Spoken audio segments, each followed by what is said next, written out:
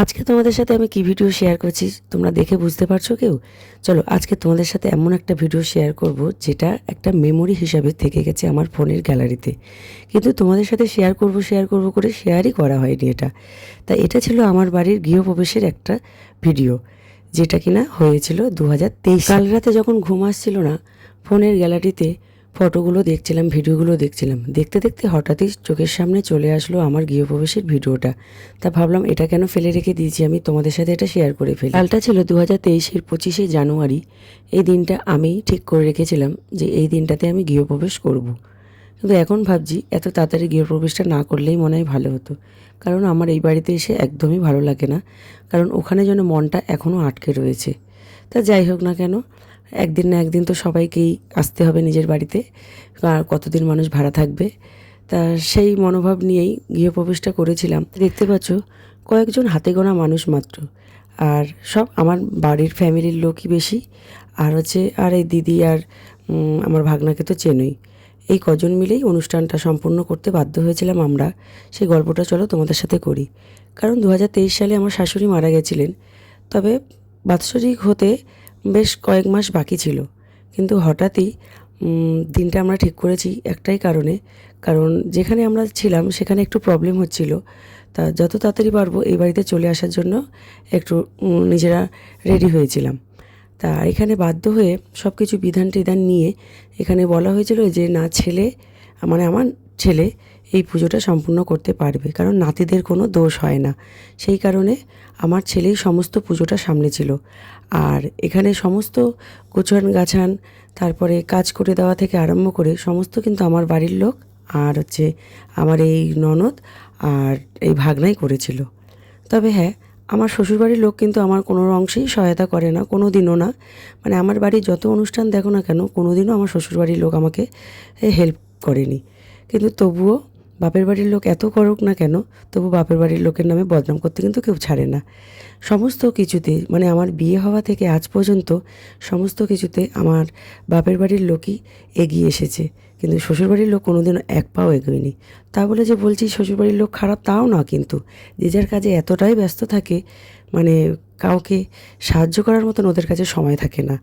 যে যার কাজ নিয়ে সবসময় ব্যস্ত থাকে। আর আমাদের হাতে তো অঢেল সময়, আমাদের কোনো কাজকর্ম থাকে না। সেই কারণে আমার বাপের বাড়ির লোকই আমাকে সাহায্য করে। এই কথাটা বললাম, আবার কেউ কিছু মনে করো না, কারণ কিছু কিছু সময় মানুষের চোখে আঙুল দিয়ে দেখিয়ে দিতে হয় যে কারা কাজে লাগে আর কারা কাজে লাগে না। যতই তুমি গর্ব করে বলো না কেন তুমি শ্বশুরবাড়িতে চলে এসেছো যে তোমার সব কিছু এদেরকে নিয়েই চলতে হবে, না, আমার বাপের বাড়ির লোক ছিল বলে আজকের আমি প্রতিটা পদক্ষেপে এগিয়ে যেতে পেরেছি।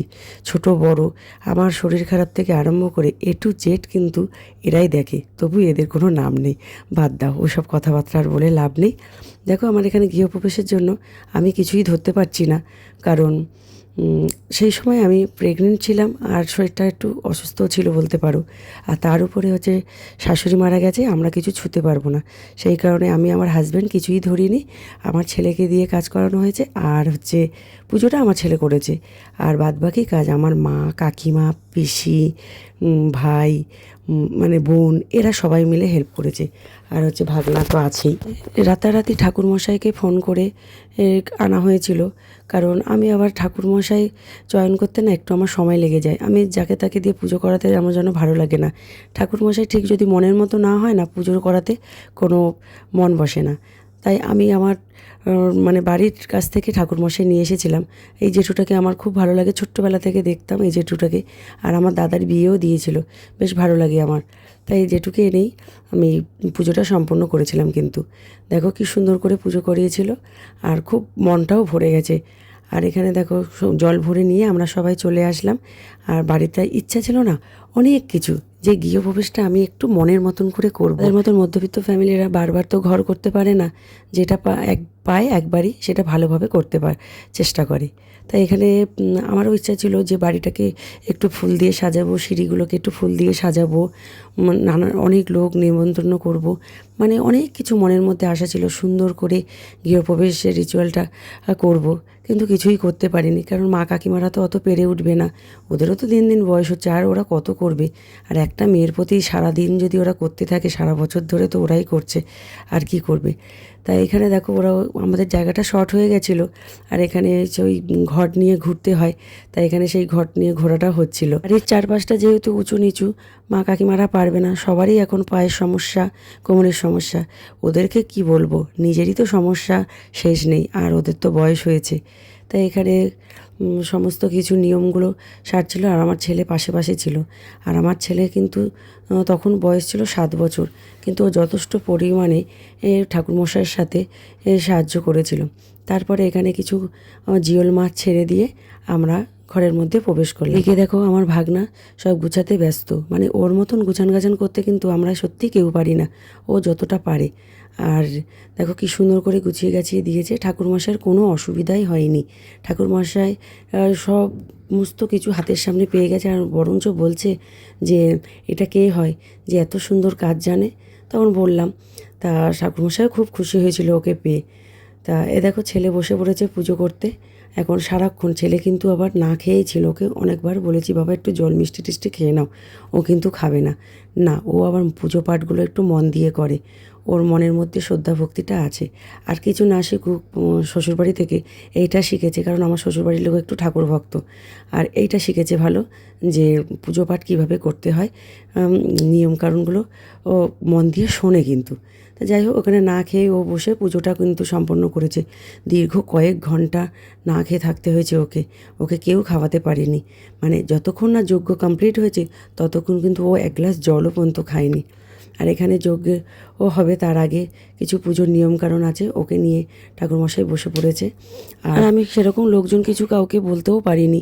আর আমার যারা বেশি ক্লোজ ছিল ওই বাড়ি, মানে আমার আশেপাশে, তাদেরকে কয়েকজনকে ডেকেছিলাম। মানে ওদেরকে ছাড়া যেন আমি কোনো কাজ সম্পূর্ণ করতে পারি না, কারণ ওরাই হচ্ছে আমার এই 10টা বছরের ওই পাড়ার সঙ্গী।